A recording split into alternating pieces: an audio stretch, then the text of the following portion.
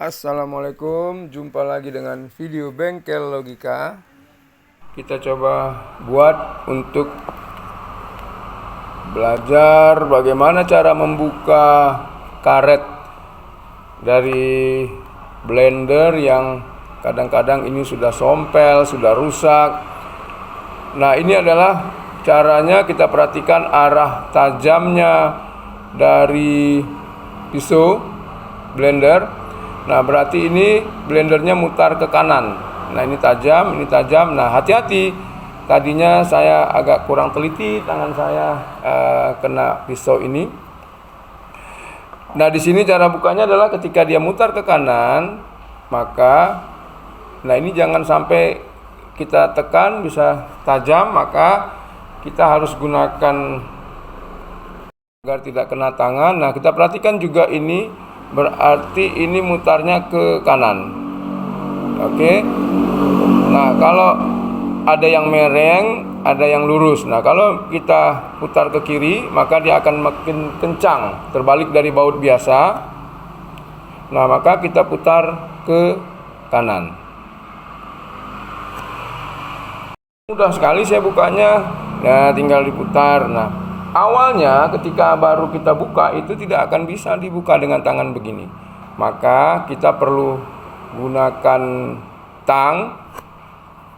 Hati kita jepit, jangan sampai bagian tajamnya itu akan rusak. Nah, kita jepit dengan tang ster. Oke, nah setelah kita jepit tadi bukanya ke kanan, maka kita cari benda yang tumpul seperti ini. Nah, kita tahan satu bagiannya, bagian dari tang sternya kita tahan. Lalu bagian ini kita ketok. Nah, sedikit saja. Nah, kalau tidak bisa, kasih cairan pelumas atau minyak angin ke bagian asnya. Kalau sudah berkarat akan sangat susah sekali dibuka. Lalu, saya biasanya menggunakan 2 tangster. Di sini saya jepit, lalu saya coba sentak sekali supaya ini bisa terbuka.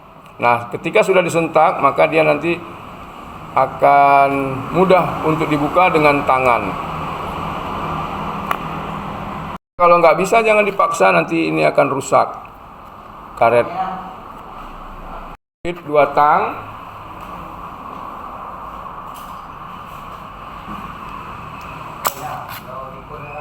Nah, dijepit 2 tang, lalu kita putar. Atau bisa gunakan media lain. Ini bahan bekas dari sealer atau bisa digunakan apa saja. Nah, saya masukkan kemari. Nah, sehingga dia akan tertahan. Nah, kemudian saya pegang satu sisinya, baru saya ketok di sini sedikit. Jangan di sini, ini lembek, di sini ketok. Nah, ketika terbuka dia pasti akan mudah. Begitu juga dengan penggantian mata pisaunya. Nah, biasanya mata pisau dari blender ini akan oblak. Nah, kita lihat di sini oblak. Nah, ketika dia oblak begini, maka air jus itu atau air es itu akan meresap turun ke bagian mesin. Nah, ini harus diganti busingnya kalau ada.